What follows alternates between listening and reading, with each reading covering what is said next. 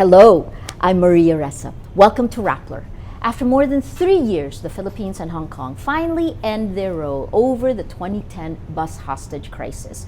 This long-standing conflict haunted diplomatic relations between the two countries, with Hong Kong going as far as imposing sanctions against the Philippines. At the forefront of the renewed negotiations was Secretary to the Cabinet Rene Almendras. How did he help mend ties with Hong Kong? Secretary Almendras will also discuss another strained relationship, a huge one affecting the region, that with China, mainly over the territorial dispute in the South China Sea, or what the Philippines calls the West Philippine Sea. How does this tie up to U.S. President Obama's visit next week? Recently, President Obama said the U.S. will defend Japan against China. Will the U.S. be as protective of the Philippines? All this and more with Secretary Rene Almendras. Good morning, Secretary Almendras. Thank you for coming. Morning, Maria. What a lot on your plate. Your second point. I thought we were just going to talk about Hong Kong. Well, let's start with Hong Kong. I mean, why did it take so long to mend this? Why was this important? Why was it so emotional? First, I think I was not yet at the palace at the time of the incident. I was more worried about brownouts and fuel prices at that time.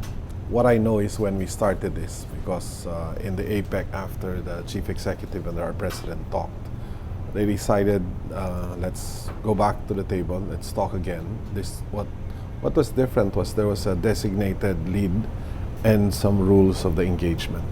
So I was selected to lead the Philippine side. Edward Yao, he's the director for the office of this chief executive, pretty much like my role, was the lead for their side. Immediately after the meeting between the chief executive and the president, we actually went to another room and I sat down with them for almost an hour, just to, housekeeping discussions. A few agreements we made. One was everything needs to be kept quiet. Two was we were going to try to find a win-win solution. And based on the comments of our president, President Aquino was very emphatic when he said, the only true win-win solution is a solution that is acceptable to the family. Therefore, any discussion, any interaction should be in the perspective of prioritizing the families, their situation. The emotion, I'm sorry I cannot comment on the delay, because I said I don't know much about what transpired before that. But when we started the discussions, I knew it was emotional, but I realized how emotional it is in our first trip to Hong Kong, when we sat down with the Hong Kong team, and the Secretary for Security for Hong Kong, T.K. Lai, spoke, and he had pictures, and he had a, how do I say it, a very charged discussion. Yes. Very respectful, very proper, and yet you could not help but feel the intensity. I asked myself, how did we get here? In his case, he was professionally and personally involved. He was the most senior Hong Kong official who came here right after the incident. And he saw and he felt.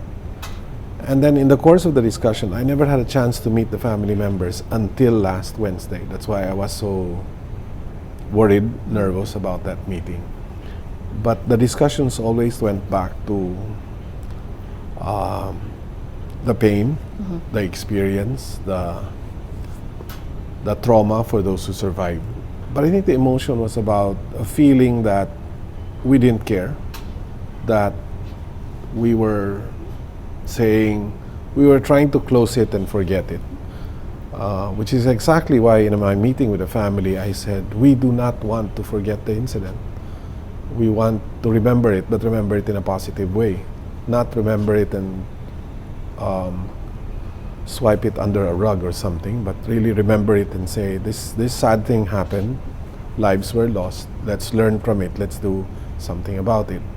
And it was a few meetings thereafter that I decided that one of the problems was some families could actually not achieve closure. Why? Because there was a sense of struggle.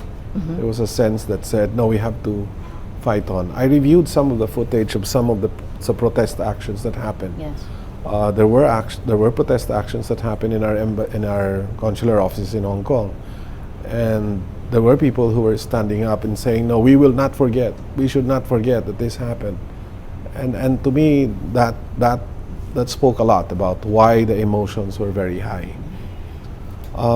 Then we decided we need to solve that too. Right. I mean, the situation did not allow you to just compartmentalize and say, "Wag na natin pansinin yan, let's do this." No. After the first meeting, I realized if there was going to be a win-win to this, it had to be a complete win-win, meaning every single aspect of the issues.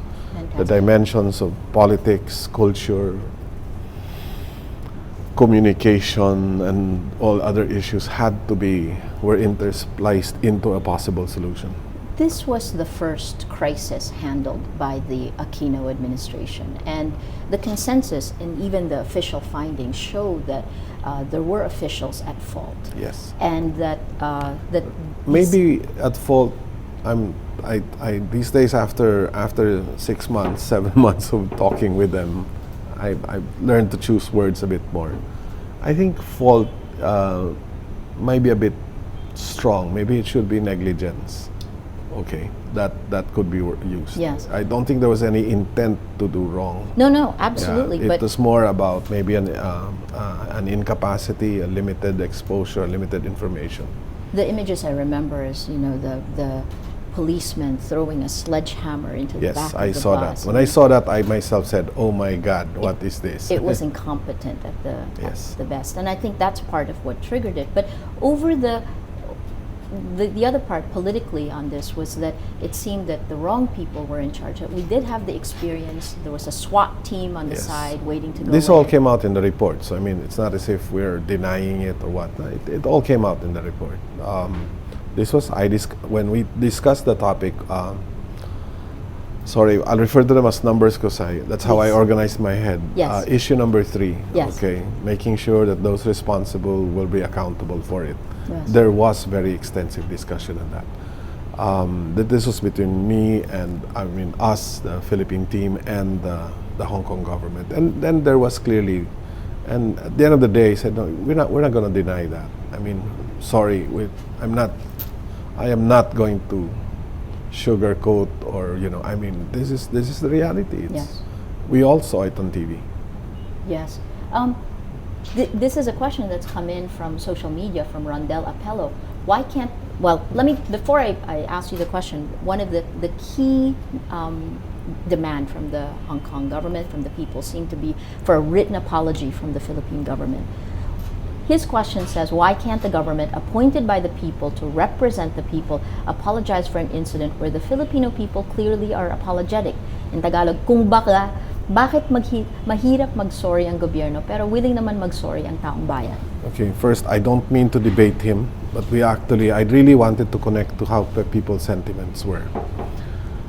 An ABS-CBN survey showed huge number of people did not want to apologize. There was sentiment that said this is already too much. I do not necessarily agree with that. I am being criticized today by saying OA daw, too much daw kami, and all that. Even among the domestic helpers, Filipinos working in Hong Kong, there was a survey done. I don't want to talk about the numbers, but Yes. I don't think we can actually say that a huge majority of Filipinos want to make an apology. As a matter of fact, it may be, I'm not saying it's huge, but the slant may be in the other way. Earlier, it could have been that, but towards the latter part, with all the brickbats being thrown against each other, emotions in Hong Kong and emotions in Manila were also being agitated. Yes. It is not appropriate for me to discuss the technical constraint of making a national government apology at this time. Maybe in the future, when wounds have healed better, there will be a time to discuss that again. In the course of discussing this, my boss, President Aquino, was painted very badly in saying that he was the one who did not want to apologize. I think that President Aquino's personality is not aligned to that accusation. He is known to have been humble enough to accept fault when he is. Let me put it this way. When this topic was very heavy, a diplomat from another country talked to me. And he said, you can't do that, because if you do that, you are going to create an international thing. So at this time, I guess the right answer is, bakit nga ba kung hindi pwede? Kung if it was as simple as just saying that, bakit hindi ba? Hindi naman tayo mayabang eh. Pero ang Pangulo natin, hindi naman mayabang eh. Ang Pilipino, hindi naman mayabang eh.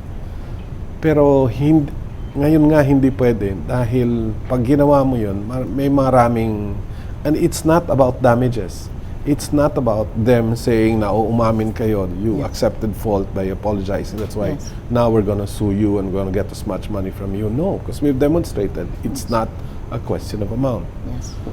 I think we have achieved a situation where we were able to explain to them that our emotions, our feelings are there, but give us a chance to express this in another way other than and achieve the same objective without having to use certain things because of the complication that it may cause.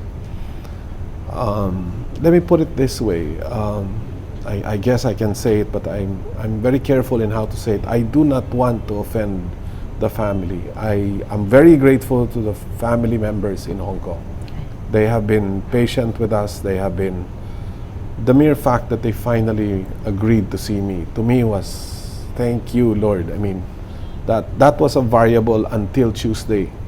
As a matter of fact, until Wednesday morning when I arrived in Hong Kong, the Hong Kong government still could not determine how many members were going to show up and who were going to show up.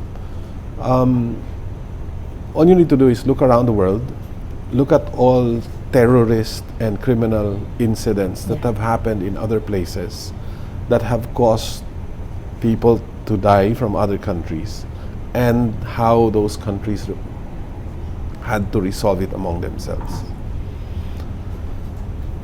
It cannot be done right now. Okay.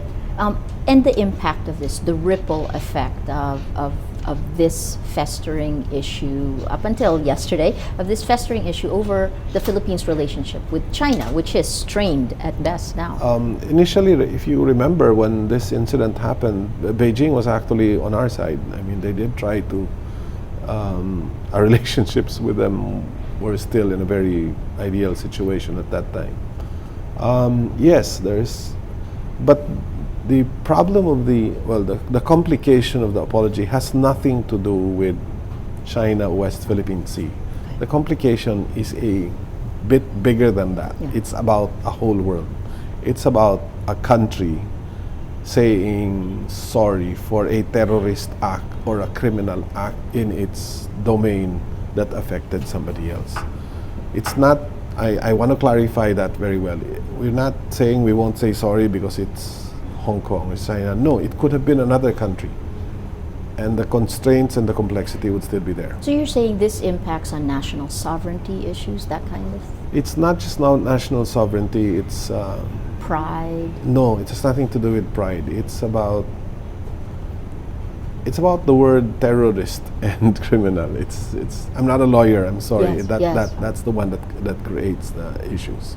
Well, it's interesting because another question coming in from social media from Emer Agka is asking the opposite. Will Hong Kong officials extend the same sentiment by apologizing for the deaths of OFWs? Can we expect reciprocity? See, that's the point. That and many other places.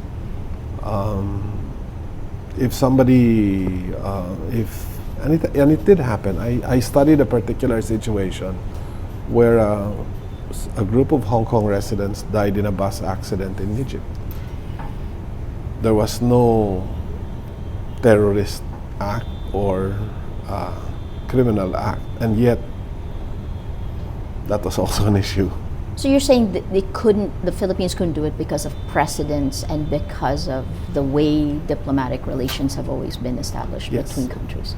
Okay. No country can be held accountable for the actions of their citizens in another country. I mean, even the High Court in Hong Kong made that decision after the families filed their cases. I pay tribute to the propriety and sobriety in which the High Court in Hong Kong made that decision. But they were very much aware of international conventions. What did you do that resolved this now? What did we do? The guidance of President Aquino was very important. When he said that the only solution he saw was a solution that would and should be anchored on the families. There are political considerations in Hong Kong and here. Yes. This was a favorite argument between administration and opposition there. Some people were even saying every time they needed to create something, this topic would be brought about. I'm not saying that's true. This was accusations there.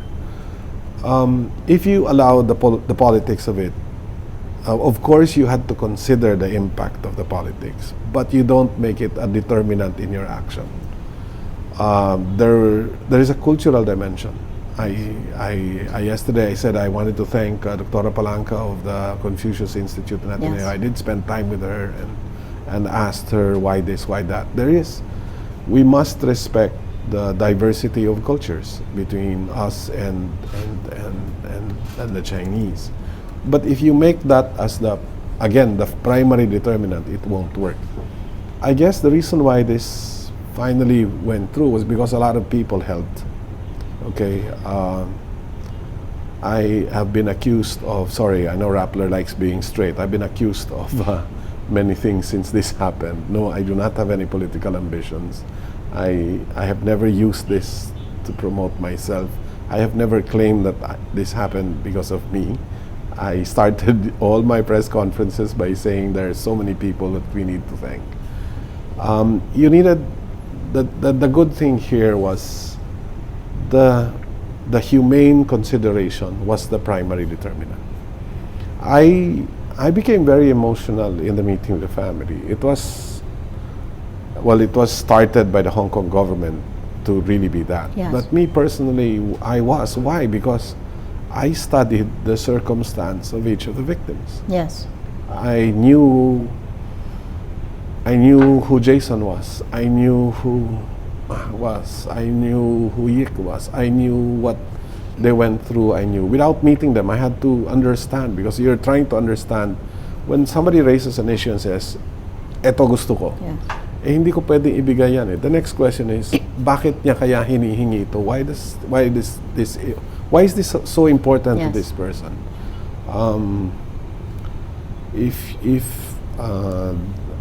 I guess I made so many promises about confidentiality, but I need to say this.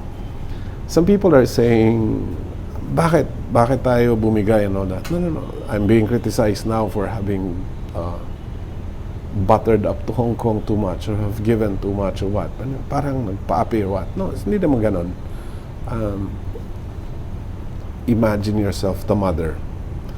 You lost your husband, you lost 2 children, and the only surviving child you have is now still in therapy, who probably will not be able to live a normal life.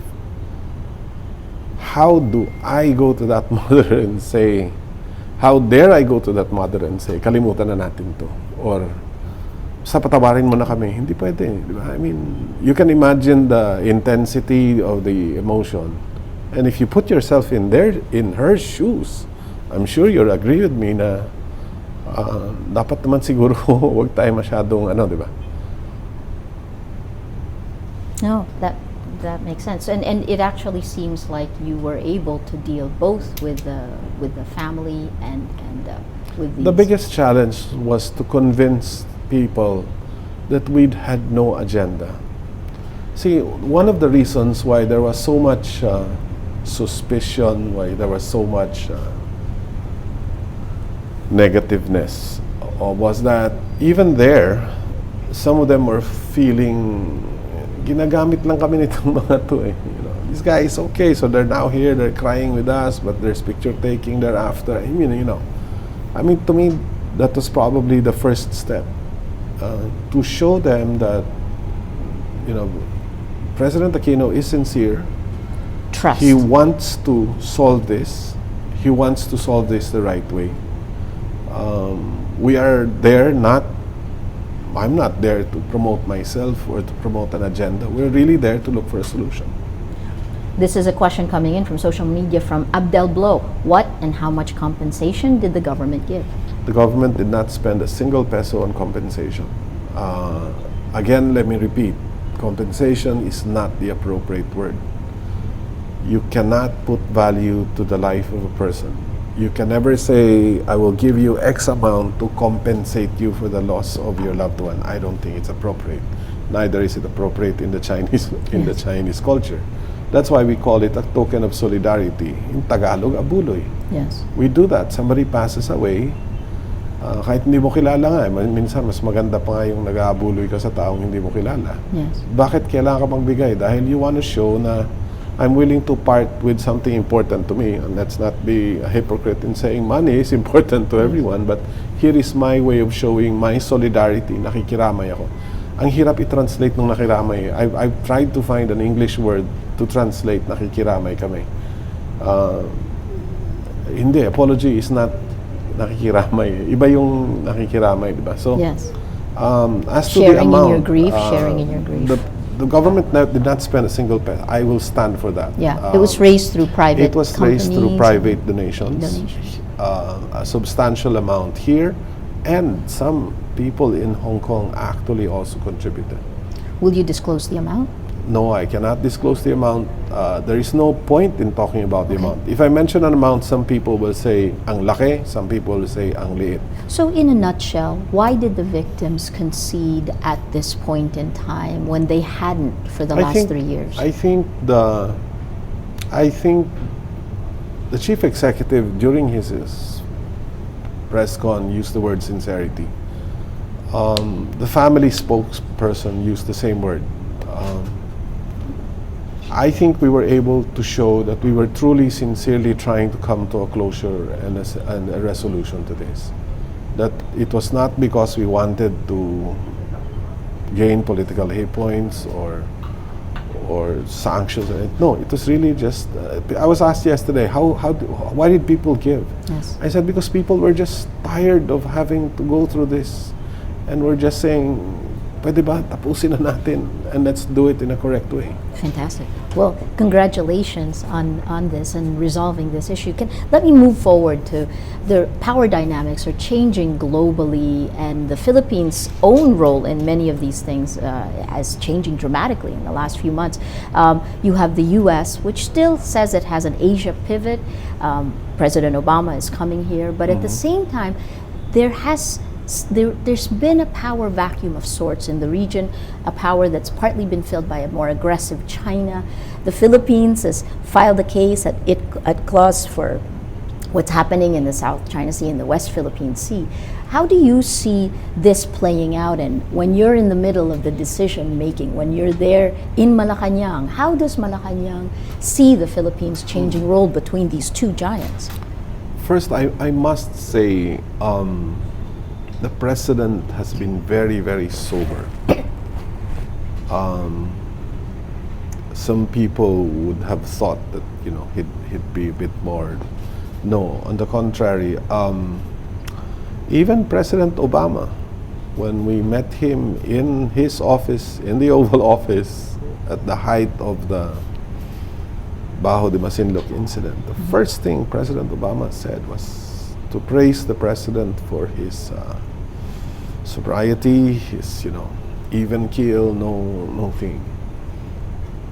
Decisions are hard to make because you talk of people's lives, you talk of future, you talk of present, and there are value exchanges. I think I fully agree that going to ITLOS was the right thing to do. Maria, if we were neighbors and we had a hedge between our houses, and you tell me suddenly, sorry, I think that hedge is mine, that mine's not. So option one is we start fighting, we argue, we throw things at each other, or just try to try to make your life as miserable, you try to make my life as miserable.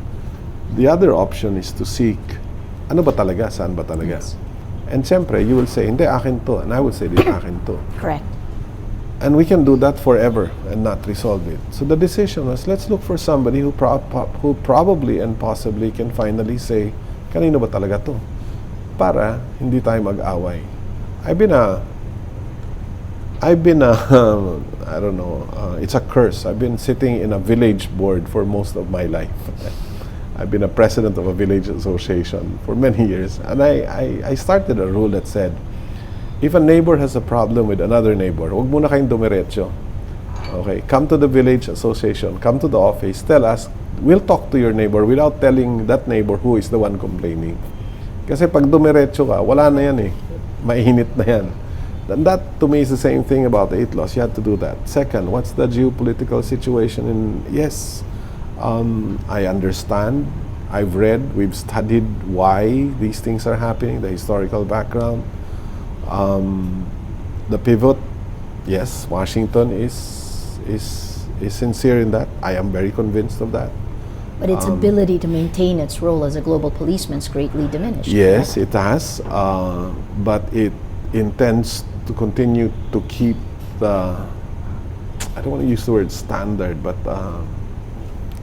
it's like telling everybody, oh ha, ganito tayo dapat, setting Rules of the game. oh, mahirap i-impose yung rule because you're not sure, you're not saying, how dare you tell me what to do. Okay. You're basically, what you need to do is say, sandali lang, magkakagulo tayo pag wala tayong napag-usapan eh. So mag-usap tayo, eto ang tama, eto ang dapat.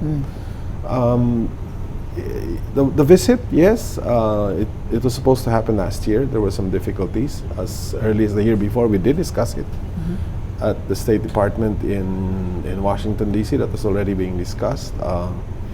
Your mention about statements in Japan, there will be statements here. There have been, and will continue to be discussions on trade issues, economic issues, and security issues. Yes. We are all, at the end of the day, it's about everybody saying, hey, we don't want to rock the boat. We want, you know, I think President Aquino said it well when he talked to one of the Chinese leaders when he said, your aspirations for your people are exactly the same as my aspirations for my people, which is you want progress, you want better life, you want a better future for your people. And that's exactly what we want for our people. And that's how we should act. We're not in conflict. Your aspirations and ours is the same. But what's your assessment of China now? I mean, you're basically seeing China over the last 2 years really becoming more aggressive. Yes, they have.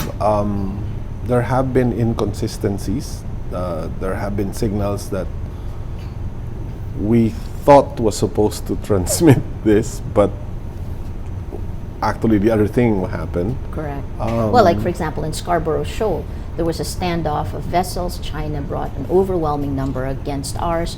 The Philippines, according to an agreement with China, pulled out, but China did not pull out. I mean, how do you see this? You're the one who said that. Okay. But yes, I said, that's what I said. There have been inconsistencies, or at certain points in time, there are actually questions like, are we talking to the right person? Or, I mean, is there such a thing as are they one? Okay. So is it an intended consequence, or it can be a strategy? Yeah, it can be it can be a deliberate structure to keep you guessing. is there really a possibility that China could be so aggressive as to start real conflict in the West Philippine Sea? I hope not. At this point in time, I don't think so. And we have not done anything to agitate such a reaction. We have not claimed anything new that we have not claimed prior to. The DOC was there. We were already in Ayungin at the time of the DOC. DOC said, where you are, stay there.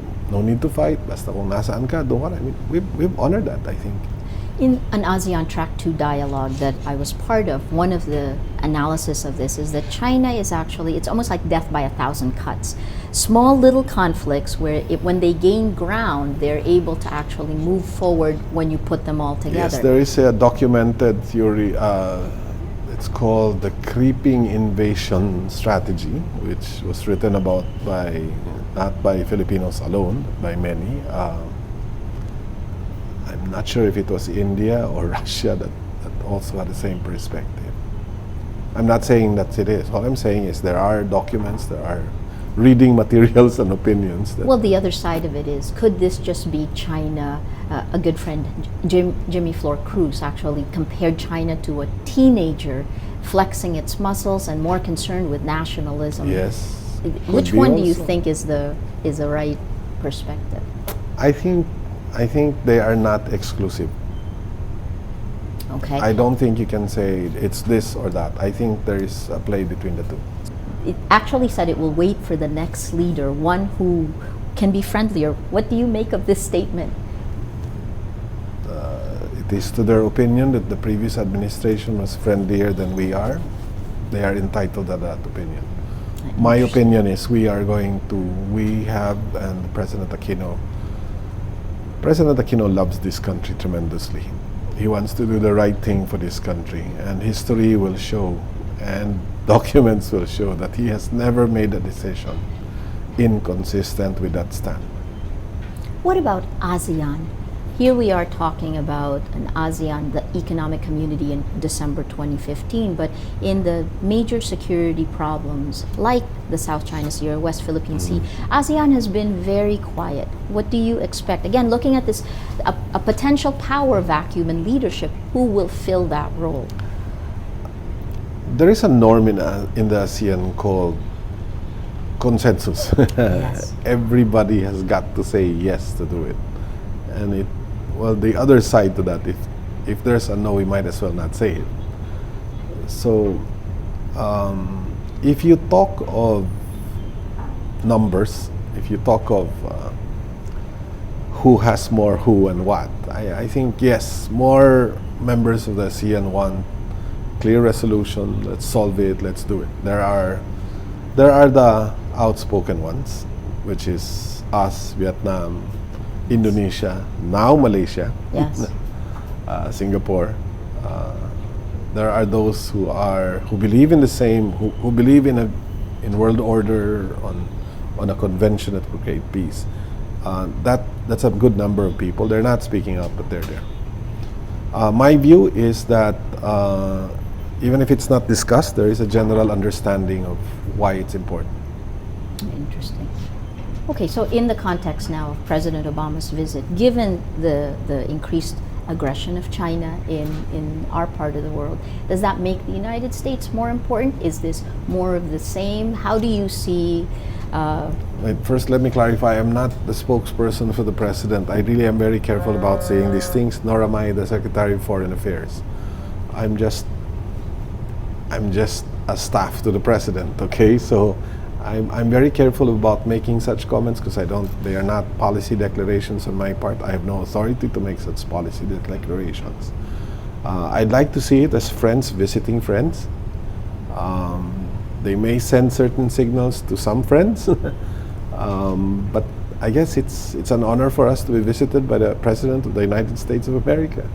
There has been historical affinity between the two. We've fought together. We've gone through challenges together. So I'd like to stick to that. I'd rather than put too much weight on And if other analysts see it otherwise, it's their job to see it as such. Except you're in the seat of power, Secretary Almendras. You're too modest. Well, let me ask you your final thoughts. I mean, the Philippines had, at some point last year, we had a 0.1% GDP rate that was higher than China. How would you describe the Philippines today and the role we're playing? We did a review of all our plans because of Yolanda. I mean, prior to Yolanda, I had a good number of the roadmaps, a large majority of each agency's roadmaps ready. I had it in my computer, we knew we were aligned, everything, a very integrated plan. Yolanda happened, we stepped back and said, nope, things are going to change. So we focused on the human development poverty reduction cluster. We set back 3-4 months just to reevaluate what you do. Offhand, the economy will remain strong. The rehabilitation effort will even build on the economy, will even foster economic development. But because we want inclusive growth, we're saying, but we need to focus on human development and poverty reduction. So right now, the battle cry is that you need to educate people well, train them, give them the skills so they can find jobs. Manufacturing is increasing, investments are coming. People now see the Philippines' potential, and yet you look around, there are offices that are looking for people, and they cannot find the people that they need. But then if you look outside, you're going to see a lot of people who don't have jobs because they don't have skill. That's why you've more than doubled your TESDA budget. Education more than doubled in the past 3 years. CHED's trying to rationalize. No more courses that are not needed. Let's do this. These are the courses that are needed. Government scholarship is now focused. Once upon a time, you can take anything you want. Now we're saying, no, wait, you need to take these courses because these are the ones that are going to get you jobs. Ongoing discussions on dual tech book, apprenticeship programs. They're all coming in. And we are not doing just lip service. There's a lot of resources of government. Even the budgeting process has been focused to really dive into human development. Then poverty reduction, you cannot completely isolate. They're melded together. We are doing great things in rural areas. We're defining space where intervention is needed. So the economy, I think, will cruise along. The challenge is making sure it filters to where it is most needed. So that's why I've been speaking about inclusive business. That's why I've been telling the big guys, why not do business in this remote area? Number one, labor is cheaper there because minimum wage is lower, water is cleaner, air is cleaner. There's a lot more that can be done there. Some are moving in. We know we need to build the infrastructure. Most of the road and bridge infrastructures are very much on schedule. The PWH is doing a great job. We continue to face challenges on the DOTC projects, which is just as badly needed. We need those airports. We need those light rail transit systems. We need those ports because we need to create. If I were to move investments to places where they are most needed, which is in the poor sectors, in the poor spaces, then I need to make sure goods can flow in. It's like Hot Pablo, the hot chili program in Davao Oriental that we did. Chile, we knew chili was a good crop because southern Luzon, kaya nga panay it's storm resistant. 3 days after a storm it will burn. But we did not have the roads nor the ports in Davao Oriental. Therefore, you could not sell the fresh chili. So we said, what can we do? So that's when you brought processing to dry it there on site. So now you've got $2 million worth of exports and things like that. The degree of understanding on the structure of poverty, the space of poverty, and the dynamics of poverty in certain locations is not a one-size-fits-all.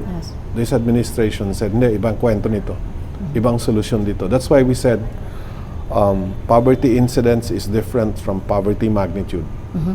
If you have high poverty incidence, there's probably a structural problem why most of the people in this province are poor. If it's magnitude, it's a different dynamic. Cebu, very progressive, growing really well, has one of the highest magnitudes. Why? Because it draws people. But if they don't have the skill set that is needed, it's not going to work. And then the reality of climate change is we have vulnerable communities. I am very afraid and worried because I have a number in my mind which I'm never going to tell you, but I'm so worried. We're running our new NHTS survey, National House Targeting System survey. We've been able to bring the poor up above the poverty line. And then you have somebody like Yolanda come in, and you're near poor, and even a portion of your middle class, you've just pushed them back down. I mean, a farmer who has a hollow block house, has a TV set, probably has a ref, maybe even a washing machine, that he accumulated through many years of retained earnings from his enterprise, has lost everything. And if you ask him, Maria, he's poor. Your dissipated net worth at that level. So he's got, it took years to build that. So the challenge is employment generation, livelihood initiatives in all of these areas.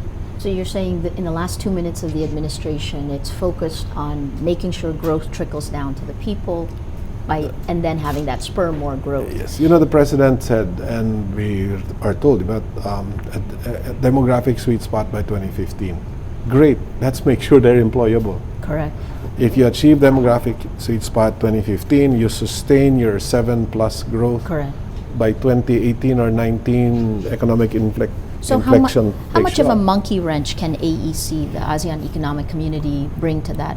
It's we see it as an opportunity. Your demand, your economy is what, 70% consumption. yes. We're the second largest to Indonesia's 250 million residents.